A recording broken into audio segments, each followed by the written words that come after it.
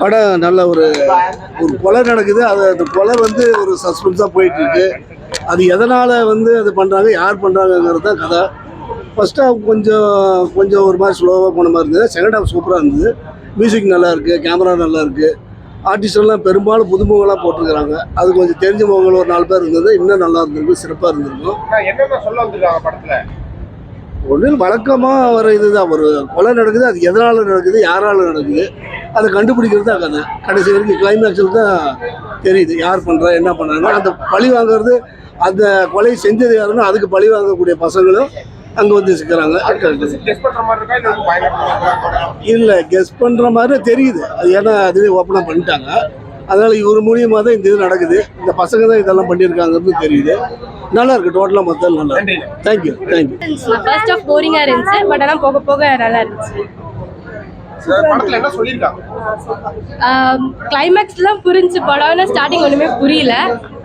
ஒரு பொண்ணுங்களுக்கு ஸ்கூல்ல என்ன நடக்குது, ஒரு பசங்கனால எவ்வளோ ப்ராப்ளம்ஸ் இருக்குன்னு சொல்லிட்டு நல்லா சொல்லியிருக்காங்க. புரியல. முதல் படம் ரொம்ப நல்லா பண்ணியிருக்காரு. இது ஆக்சுவலாக ரொம்ப சின்ன படம். பப்ளிக்கு நீங்கள் மீடியா எல்லாருமே கொஞ்சம் சப்போர்ட் பண்ணுங்க. இதில் நிறைய ஃப்ரெண்ட்ஸ் நடிச்சிருக்காங்க. மாலிக்னு ஒருத்தர் நடிச்சிருக்காரு, அப்புறம் போய்ட்டு பாலாஜின்னு ஒருத்தர் நடிச்சிருக்காரு. ஸோ இந்த படம் பார்த்தீங்கன்னா ஆக்சுவலாக ரொம்ப எங்கேஜிங்காக போயிட்டு இருக்கு. படம் 2 ஹவர் மேலே போகுது, ஆனால் அவ்வளோ டைம் போகிற மாதிரி நமக்கு தெரியல. ஸ்க்ரீன் பிளே ரொம்ப ஸ்ட்ராங்காக இருக்குது. எல்லாமே தேட்டரில் போய் படத்தை சப்போர்ட் பண்ணுங்க. டெக்னாலஜி எப்படி மிஸ்யூஸ் பண்ணக்கூடாது, மிஸ்யூஸ் பண்ணால் போயிட்டு ஆக்சுவலாக பாண்டிங்காக இருக்கிற ஒரு விஷயம் போயிட்டு எப்படி அவங்க தாக்குதுன்றது தான் கதையோட ஐடியாவே. டெக்னாலஜி வச்சு நீ ஒன்று பண்ணால் நான் பாண்டிங் வச்சு ஒன்று பண்ணுவேன் அப்படின்னு சொல்லி தான் டேரக்டர் ப்ளே பண்ணியிருக்காரு. எப்பவுமே ஒரு ரிலேஷன்ஷிப் இருக்கும், அப்பா பொண்ணு, அண்ணன் தங்கச்சி, அந்த மாதிரி ரிலேஷன்ஷிப் இருக்கும். அந்த ரிலேஷன்ஷிப் ரொம்ப ஸ்ட்ராங் டெக்னாலஜியை விட அப்படின்னு சொல்லிட்டு டேரக்டர் சொல்லியிருக்காரு. டேரக்டருக்கு முதல் படம் மாதிரியே தெரியல, ரொம்ப நல்லா பண்ணியிருக்காரு. ஆக்டர்ஸ் எல்லாருமே நல்லா பண்ணியிருக்காங்க. அதில் ஃபகத்னு ஒரு ரோல் பண்ணியிருக்காரு, மாலிக்னு ஒருத்தர். அவர் ஆக்சுவலாக மதுரை மாலிக்னு தான் சொல்லுவாங்க. அவர் நிறைய ஷார்ட் ஃபிலிம்ஸ்லாம் பண்ணியிருக்காரு. அவர் ரொம்ப நல்லா நேர்த்தியாக பண்ணியிருக்காரு. அவர் நடித்த மாதிரியே தெரியல, ரொம்ப அழகாக இருக்குது. ஸ்க்ரீன் பிளே ரொம்ப நல்லா பண்ணியிருக்காங்க. படத்தை தேட்டரில் பார்த்து சப்போர்ட். படம் ரொம்ப சூப்பராகவே இருக்குது. இது சும்மா 2-3 வருஷம் ஒர்க் பண்ணலாம் கிடையாது. சும்மா 2016 ஒர்க் பண்ண ஒரு படம். இப்போ தேட்டரில் ப்ளே ஆன்றப்போ ரொம்ப சந்தோஷமாக இருந்துச்சு. ஃபஸ்ட் டைம் நாங்கள் பார்த்ததோட இப்போ தேட்டரில் பார்க்குறப்ப நாங்கள் ரொம்ப என்ஜாய் பண்ணோம். ஃபஸ்ட் ஹாஃப், செகண்ட் ஹாஃப் இப்பெலாம் எதுவுமே நாங்கள் பார்க்கல. படமும் ஃபுல்லாக ஒன்று உட்காந்து பார்த்தது தான். கதையாக ஒரு கிரைம் நடக்கிறப்ப அந்த கிரைம் சம்மந்தப்பட்டவங்க மட்டும் இல்லாமல் அது பின்னாடி இருக்கக்கூடிய சில விஷயங்களும் விட்டு போயிருக்கோம். அதில் இது மெயினாக சொல்கிற மாதிரி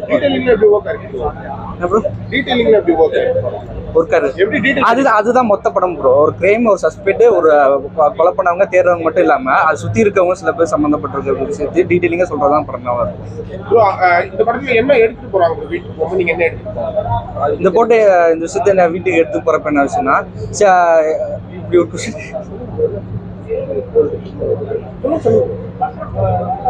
வீட்டுக்கு எடுத்து போகிறப்ப ஒரு என்ஜாய்மெண்ட் ஒரு ஃபிலிம் தான். ஒரு கிரைம் சப்ஜெக்ட் த்ரில்லிங்காக இருந்துச்சு, அதை பார்த்துட்டு போகிறது.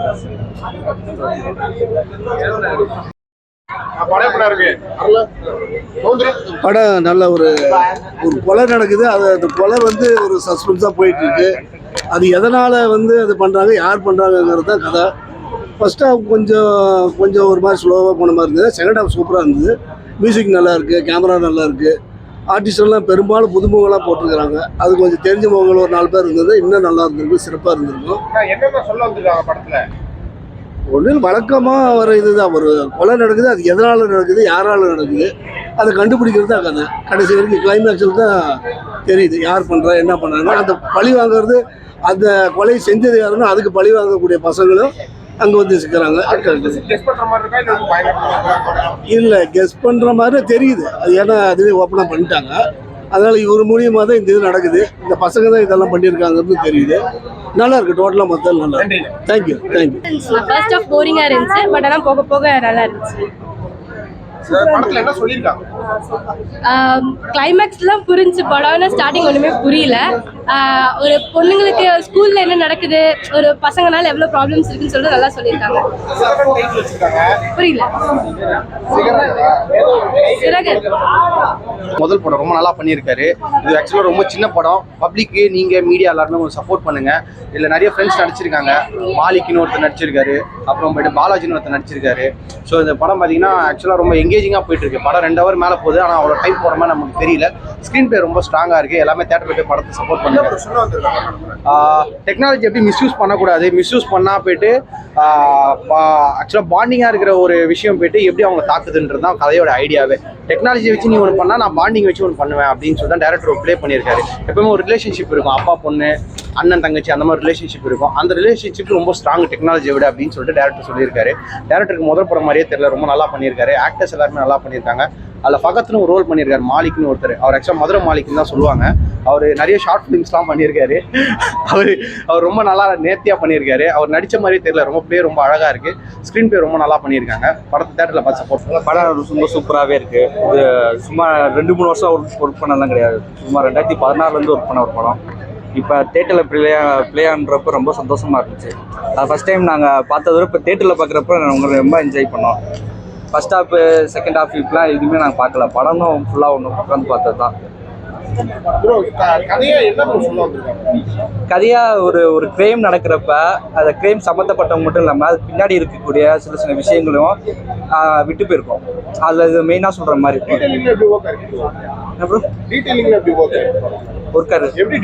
அதுதான் மொத்த படம் ப்ரோ. ஒரு கிரைம், ஒரு சஸ்பெக்ட், ஒரு கொலை பண்ணவங்க தேடுறவங்க மட்டும் இல்லாமல் அது சுற்றி இருக்கவங்க சில பேர் சம்மந்தப்பட்டிருக்க விஷயத்தை டீட்டெயிலிங்காக சொல்கிறதான் படமாக இருக்கும்.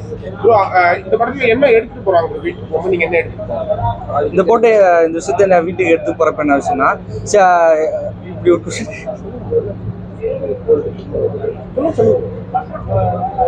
வீட்டுக்கு எடுத்து போகிறப்ப ஒரு என்ஜாய்மெண்ட் ஒரு ஃபிலிம் தான். ஒரு கிரைம் சப்ஜெக்ட் த்ரில்லிங்காக இருந்துச்சு, அதை பார்த்துட்டு போகிறது. இதுக்கெல்லாம் இப்படிலாம் கிளாப்ஸ் வரும்னு எதிர்பார்த்தேன். அந்த சிங்கிள் ஷாட் நான் நினச்ச மாதிரி ஒரு எல்லா ஆடியன்ஸுக்கு வந்து இந்த ஷாட் நல்லா புரிஞ்சிருந்துச்சு. அது டேரக்டர் சொல்கிறப்ப பார்த்தீங்கன்னா நான் லீனியராக இருக்குது, எப்படி எடுக்க போகிறோம் அப்படின்னு சொல்லி இருக்குப்ப பார்ட் பை பார்ட்டாக இந்த சீனர்ஸ் எல்லாம் புரிஞ்சுக்கிட்டு பண்ணுறப்ப வந்து ரொம்ப ஈஸியாக நல்ல டாஸ்க்காகவும் இருந்துச்சு, நல்ல ஒரு எக்ஸ்பீரியன்ஸாக இருந்துச்சு. இதில் டோட்டலாக மஸ்ட் வாட்ச். நல்லா இருக்கும். நிறைய பேர் வந்து பார்க்கணும்னு நினைக்கிறோம். நீங்கள் சப்போர்ட் பண்ணால் தான் உண்டு.